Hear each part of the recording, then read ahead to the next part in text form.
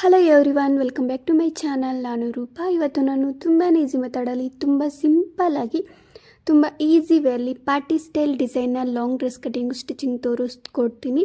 ಇದು ಕೂಡ ಕಂಪ್ಲೀಟಾಗಿ ಫ್ರಿಲ್ಸ್ ಟೈಪ್ ಬರುತ್ತೆ. ಸೊ 3 ಲೇಯರ್ಸ್ ಇರುತ್ತೆ. ಲುಕ್ ವೈಸ್ ಅಂತೂ ತುಂಬಾ ಚೆನ್ನಾಗಿರುತ್ತೆ. ಇದಕ್ಕೆ ಒಂದು ಸ್ಟ್ರಕ್ ಥರ ಕೂಡ ಸ್ಟಿಚಿಂಗ್ ಮಾಡಿದ್ದೀನಿ, ಸೊ ಜಾಕೆಟ್ ಥರ.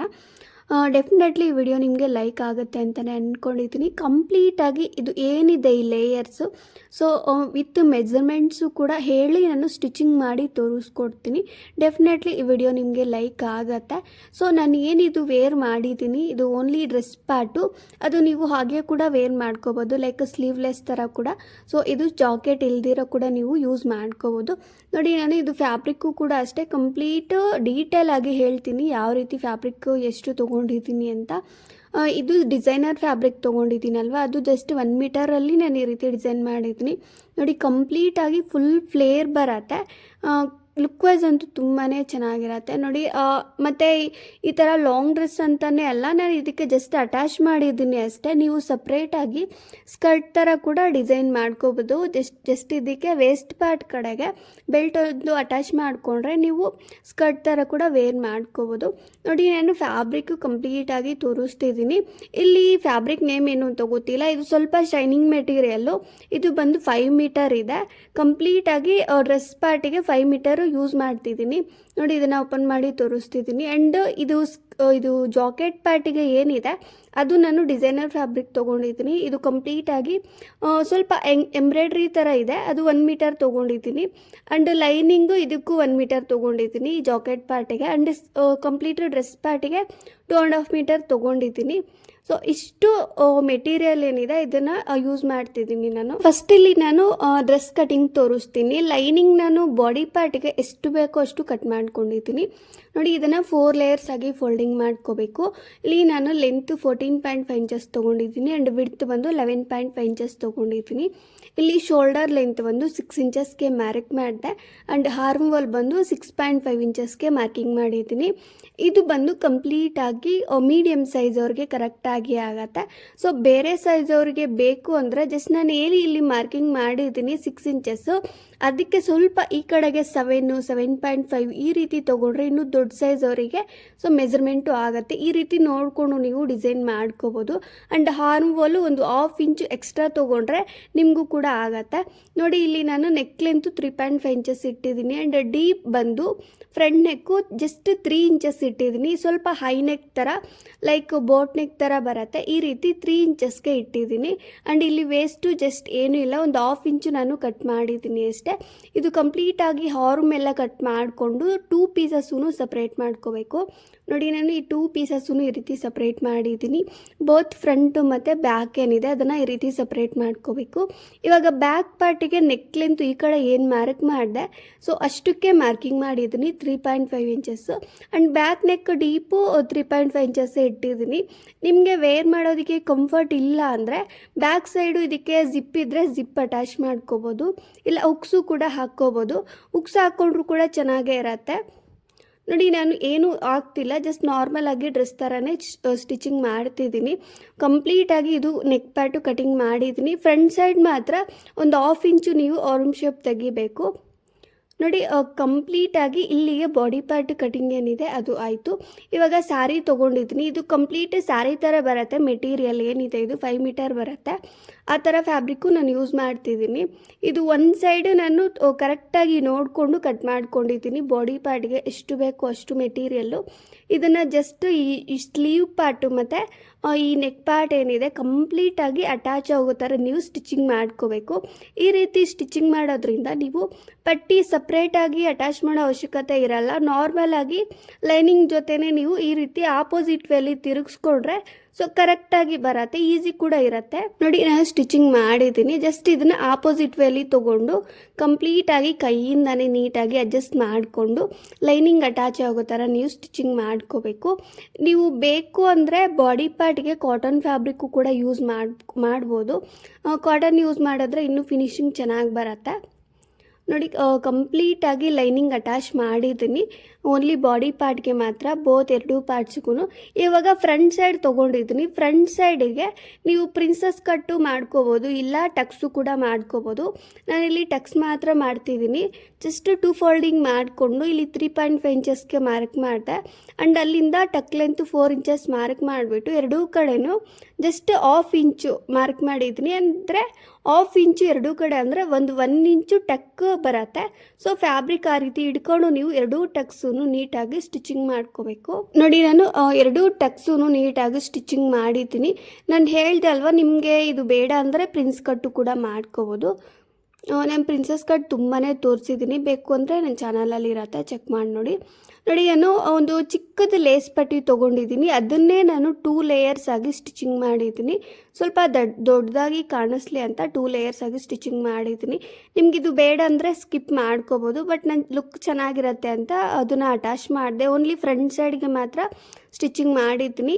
ಇಲ್ಲಿ ಫ್ರಂಟ್ ಸೈಡ್ಗೆ 2 ಇಂಚಸ್ 1 ಇಂಚು ಫ್ಯಾಬ್ರಿಕ್ ಹೋಗಿರುತ್ತಲ್ವ ಟಕ್ಸ್ ಪಾರ್ಟಿಗೆ, ಅದಕ್ಕೆ ಬ್ಯಾಕ್ ಸೈಡಲ್ಲಿ ಸ್ವಲ್ಪ ಕಟ್ ಮಾಡ್ಕೋಬೇಕು. ಕಟ್ ಮಾಡಿಕೊಂಡು ಎರಡೂ ನೀಟಾಗಿ ಶೋಲ್ಡರ್ ಪಾರ್ಟ್ ಅಟ್ಯಾಚ್ ಮಾಡಿಕೊಂಡು ಸೆಟ್ ಫಿಟ್ಟಿಂಗ್ ಮಾಡಿಕೊಂಡ್ರೆ ಕಂಪ್ಲೀಟಾಗಿ ಬಾಡಿ ಪಾರ್ಟು ರೆಡಿ ಆಗುತ್ತೆ. ಇವಾಗ ಅದರದ್ದೇ ಬಾಟಮು ಕಟ್ ಮಾಡಿ ತೋರಿಸ್ತೀನಿ, ಓನ್ಲಿ ಡ್ರೆಸ್ ಪಾರ್ಟ್ದು. ಕಂಪ್ಲೀಟು ಬಾಡಿ ಪಾರ್ಟ್ಗೆ ಹಾಗೆ ಮಿಕ್ಕಿರೋ ರಿಮೈನಿಂಗ್ ಫ್ಯಾಬ್ರಿಕ್ ಎಲ್ಲನೂ ನಾನು ಲೇಯರ್ಸ್ಗೆ ಯೂಸ್ ಮಾಡ್ತಿದ್ದೀನಿ. ಜಸ್ಟ್ ಇದನ್ನು ಕಂಪ್ಲೀಟಾಗಿ ಫೋಲ್ಡಿಂಗ್ ಮಾಡ್ಕೋಬೇಕು. ಫೋಲ್ಡಿಂಗ್ ಮಾಡಿಕೊಂಡು ಇದು ಲೆಂತ್ ಎಷ್ಟು ಇದೆಯೋ ಅಷ್ಟಕ್ಕೆ ನೀವು 3 ಲೇಯರ್ಸ್ಗೆ ಡಿವೈಡ್ ಮಾಡ್ಕೋಬೇಕು ಎಷ್ಟಾಗುತ್ತೆ ಅಂತ. ಇಲ್ಲಿ ನಾನು 15 ಇಂಚಸ್ಗೆ ಸಪ್ರೇಟ್ ಮಾಡಿದ್ದೀನಿ. ಕಂಪ್ಲೀಟ್ ಲೆಂತ್ 45 ಇಂಚಸ್ ಇದೆ. 45 ಇಂಟು 1/3 ಮಾಡಿಕೊಂಡ್ರೆ 15 ಇಂಚಸ್ ಬರುತ್ತೆ.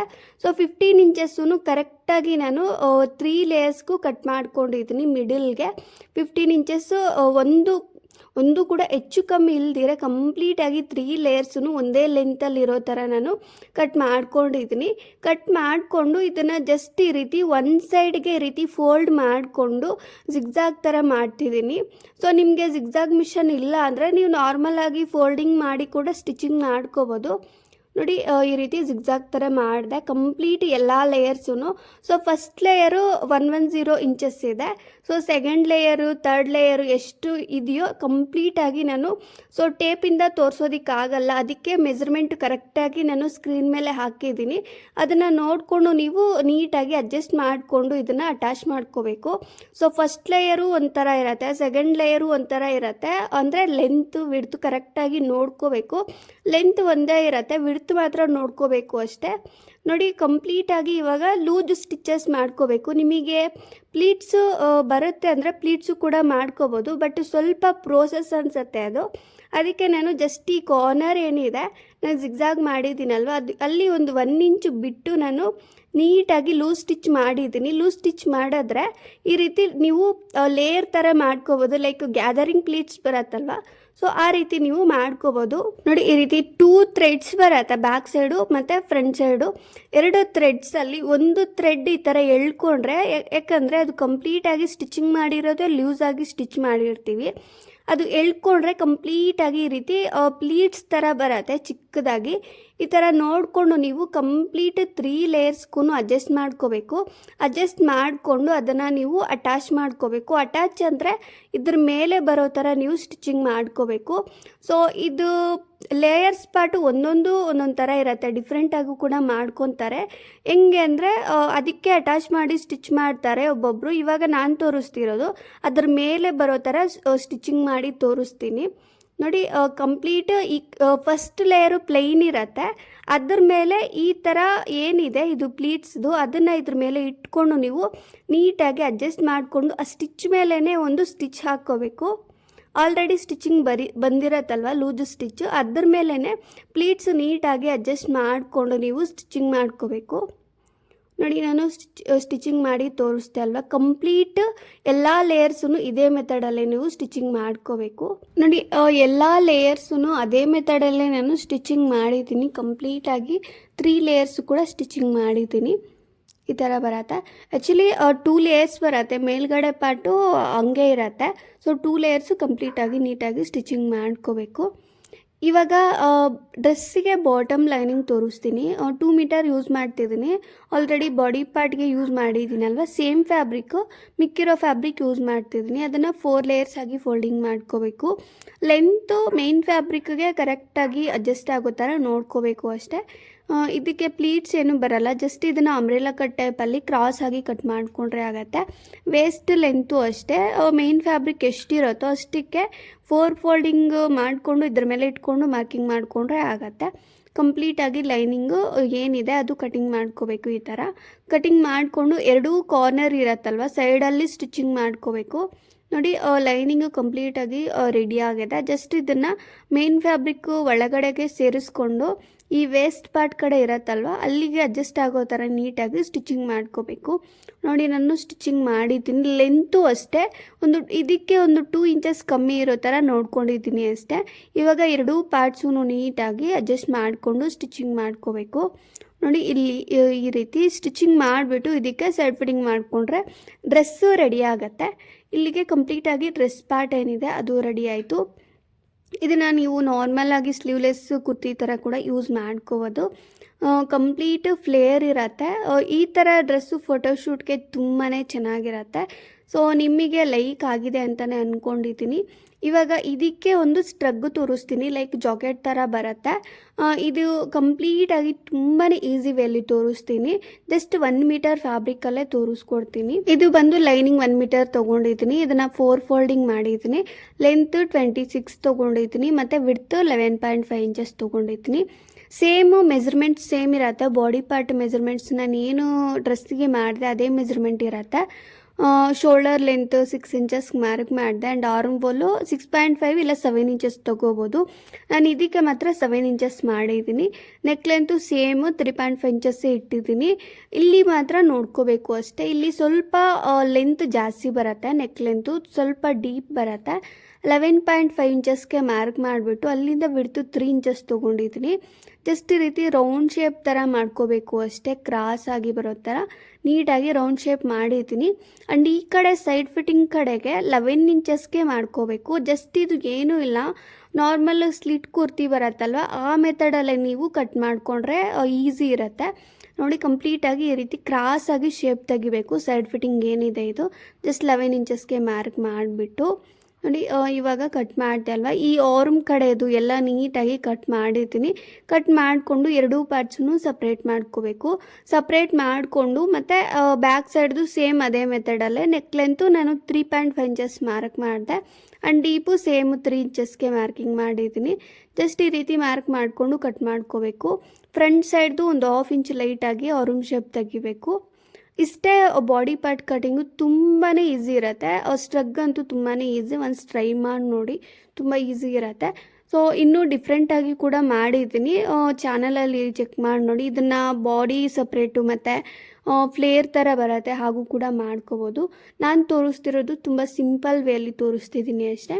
ನೋಡಿ ಕಂಪ್ಲೀಟಾಗಿ ಇದಕ್ಕೆ ಮೈನ್ ಫ್ಯಾಬ್ರಿಕ್ಕು ನೀಟಾಗಿ ಕರೆಕ್ಟಾಗಿ ಬರೋ ಥರ ನಾನು ಕಟಿಂಗ್ ಮಾಡ್ಕೊಂಡಿದ್ದೀನಿ. ಕಟಿಂಗ್ ಮಾಡಿಕೊಂಡು ಪಿನ್ಸ್ ಇಟ್ಕೊಂಡಿದ್ದೀನಿ. ಜಸ್ಟ್ ನಾನು ಯಾವ ಮೆಥಡಲ್ಲಿ ತೋರಿಸಿದ್ದೀನಿ ಸ್ಟಿಚಿಂಗ್ ಪಾರ್ಟು ಅದೇ ಮೆಥಡಲ್ಲೇ ನೀವು ಸ್ಟಿಚಿಂಗ್ ಮಾಡ್ಕೋಬೇಕು. ಬ್ಯಾಕ್ ಸೈಡ್ದು ಕೆಳಗಡೆ ಕಾರ್ನರು ಮತ್ತು ನೆಕ್ ಪಾರ್ಟು ಸ್ಟಿಚ್ ಮಾಡ್ಕೋಬೇಕು. ಫ್ರಂಟ್ ಸೈಡ್ದು ಕಂಪ್ಲೀಟ್ ನೆಕ್ ಪಾರ್ಟು ಮತ್ತು ಫ್ರಂಟ್ ಕಟಿಂಗ್ ಮಾಡಿದ್ದೀವಲ್ಲ ಅದು ಮತ್ತು ಈ ಕೆಳಗಡೆ ಕಾರ್ನರ್ ಅದು ಕೂಡ ಅಟ್ಯಾಚ್ ಮಾಡ್ಕೋಬೇಕು. ಜಸ್ಟ್ ಈ ರೀತಿ ಅಟ್ಯಾಚ್ ಮಾಡಿಕೊಂಡು ನೀಟಾಗಿ ಸ್ಟಿಚಿಂಗ್ ಮಾಡಿಕೊಂಡು ಆಪೋಸಿಟ್ ವೇಲಿ ತೊಗೊಂಡ್ರೆ ಈ ರೀತಿ ಬರುತ್ತೆ. ನೀವು ಈ ರೀತಿ ಮಾಡೋದ್ರಿಂದ ಇದಕ್ಕೆ ಫೋಲ್ಡಿಂಗ್ ಇರಲ್ಲ, ಪಟ್ಟಿ ಅಟ್ಯಾಚ್ ಮಾಡೋ ಅವಶ್ಯಕತೆ ಇರಲ್ಲ. ಹಾಗೆ ಒಂದೇ ಸಲಗ ನೀವು ಸ್ಟಿಚಿಂಗ್ ಮಾಡ್ಕೋಬೋದು. ನೋಡಿ ಈ ರೀತಿ ಇದು ಬ್ಯಾಕ್ ಸೈಡ್ದು ತೋರಿಸ್ತಿದ್ದೀನಿ ನೋಡಿ. ಓನ್ಲಿ ನೆಕ್ ಮತ್ತು ಈ ಕಾರ್ನರ್ ಸ್ಟಿಚಿಂಗ್ ಮಾಡಿದ್ದೀನಿ. ಜಸ್ಟ್ ಇದು ಆಪೋಸಿಟ್ ತೊಗೊಂಡ್ರೆ ಈ ರೀತಿ ಬರುತ್ತೆ. ಇದಕ್ಕೆ ಕಂಪ್ಲೀಟ್ ಲೈನಿಂಗು ನೀಟಾಗಿ ಅಡ್ಜಸ್ಟ್ ಮಾಡಿಕೊಂಡು ಸ್ಟಿಚಿಂಗ್ ಮಾಡ್ಕೋಬೇಕು ಅಷ್ಟೇ. ನೋಡಿ ಸ್ಟಿಚ್ ಮಾಡಿದ್ದೀನಿ ಬೋತ್ ಫ್ರಂಟು ಮತ್ತು ಬ್ಯಾಕ್ ಪಾರ್ಟ್ ಏನಿದೆ. ಈ ಫ್ರಂಟ್ ಪಾರ್ಟಿಗೆ ಓನ್ಲಿ ನಾನು ಏನು ಯೂಸ್ ಮಾಡಿದ್ದೆ ಈ ಲೇಸ್ ಪಟ್ಟಿ ಅದನ್ನೇ ನೀಟಾಗಿ ಅಡ್ಜಸ್ಟ್ ಮಾಡಿಕೊಂಡು ಅಟ್ಯಾಚ್ ಮಾಡ್ಕೋಬೇಕು. 2 ಲೇಯರ್ಸ್ ಆಗಿ ಅಟ್ಯಾಚ್ ಮಾಡಿದ್ದೀನಿ. ಓನ್ಲಿ ಫ್ರಂಟ್ ಸೈಡು ಇಲ್ಲಿ ಒಂದು 3 ಇದು ಉಕ್ಸ್ ಬರುತ್ತೆ, ಅದನ್ನು ನೀವು ಸ್ಟಿಚಿಂಗ್ ಮಾಡಿಕೊಂಡ್ರೆ ಆಗುತ್ತೆ. ಇದಕ್ಕೆ ಸ್ಲೀವ್ ಕಟಿಂಗ್ ತೋರಿಸ್ತೀನಿ. ಸ್ಲೀವ್ಸ್ಗೆ 4 ಫೋಲ್ಡಿಂಗ್ ಮಾಡಿದ್ದೀನಿ ಫ್ಯಾಬ್ರಿಕ್ಕು. ಲೆಂತ್ ನಾನು 15 ಇಂಚಸ್ ತೊಗೊಂಡಿದ್ದೀನಿ ಆ್ಯಂಡ್ ವಿಡ್ತ್ ಬಂದು 10 ಇಂಚಸ್ ತೊಗೊಂಡಿದ್ದೀನಿ. ಇಲ್ಲಿ ನಾನು 2.5 ಇಂಚಸ್ಗೆ ಮಾರ್ಕ್ ಮಾಡಿದೆ, ಸ್ಲೀವ್ ಶೇಪ್ ತೆಗೆದಿದ್ದೀನಿ. ಆ್ಯಂಡ್ 7 ಇಂಚಸ್ಗೆ ಮಾರ್ಕಿಂಗ್ ಮಾಡಿದ್ದೀನಿ. ಜಸ್ಟ್ ಈ ರೀತಿ ಮಾರ್ಕ್ ಮಾಡಿಕೊಂಡು ಕಟ್ ಮಾಡ್ಕೋಬೇಕು. ಇಲ್ಲಿ ನಾನು ಫುಲ್ ಸ್ಲೀವ್ ಮಾಡಿಲ್ಲ, ಬೇಕು ಅಂದರೆ ಫ್ಯಾಬ್ರಿಕ್ ಜಾಸ್ತಿ ಇದ್ದರೆ ಫುಲ್ ಸ್ಲೀವ್ ಮಾಡ್ಕೋಬೋದು. ಬಟ್ ನಾನು 3/4 ಸ್ಲೀವ್ ಮಾಡಿದ್ದೀನಿ. ಜಸ್ಟ್ ಈ ಥರ ಕಟ್ ಮಾಡಿಕೊಂಡು ಅದನ್ನು ಕಾರ್ನರ್ ಫೋಲ್ಡ್ ಮಾಡಿಕೊಂಡ್ರೆ ಆಗುತ್ತೆ. ಅದಕ್ಕೆ ಲೈನಿಂಗ್ ಏನೂ ಬೇಕಾಗಿಲ್ಲ. ಸೊ ನಿಮಗೆ ಈ ಥರ ಫ್ಯಾಬ್ರಿಕ್ ಬೇಕು ಅಂತ ಏನೂ ಇಲ್ಲ, ನೆಟ್ಟೆಡ್ ಫ್ಯಾಬ್ರಿಕ್ಸು ಇರುತ್ತೆ. ಆ ಥರ ಅದರಲ್ಲೂ ಕೂಡ ನೀವು ಡಿಸೈನ್ ಮಾಡ್ಕೋಬೋದು. ನೋಡಿ, ಕಂಪ್ಲೀಟಾಗಿ ಇದಕ್ಕೆ ಶೋಲ್ಡರ್ ಸ್ಟಿಚ್ ಮಾಡಿಕೊಂಡು ಇದು ಸ್ಲೀವ್ಸ್ ಅಟ್ಯಾಚ್ ಮಾಡಿಕೊಂಡು ಸೈಡ್ ಫಿಟ್ಟಿಂಗ್ ಮಾಡಿಕೊಂಡ್ರೆ ಕಂಪ್ಲೀಟು ಜಾಕೆಟ್ ಏನಿದೆ ಸೊ ಸ್ಟ್ರಕ್ ಪ್ಯಾಟು ರೆಡಿ ಆಗುತ್ತೆ. ಓನ್ಲಿ ಫ್ರಂಟ್ ಸೈಡ್ ಮಾತ್ರ ಹುಕ್ಸ್ ಹಾಕ್ಕೋಬೇಕು. ಒಂದು 3 ಹುಕ್ಸ್ ಹಾಕ್ಕೊಂಡ್ರೆ ಸೊ ಫಿನಿಶಿಂಗು ಕಂಪ್ಲೀಟಾಗಿ ಚೆನ್ನಾಗಿ ಬರುತ್ತೆ. ನೋಡಿ, ಇಲ್ಲಿಗೆ ಸ್ಟ್ರಗ್ಗು ರೆಡಿ ಆಯಿತು. ಸೊ ಇಷ್ಟೇ ಇವತ್ತಿನ ವಿಡಿಯೋ. ಇಷ್ಟ ಆಗಿದ್ದರೆ ಪ್ಲೀಸ್ ಲೈಕ್ ಮಾಡಿ, ಶೇರ್ ಮಾಡಿ and please subscribe to my channel. ಈ ವಿಡಿಯೋ ಹೇಗೆ ಅನ್ನಿಸ್ತು ಅಂತ ಕಮೆಂಟ್ ಮಾಡೋದನ್ನು ಮರಿಬೇಡಿ. Thank you.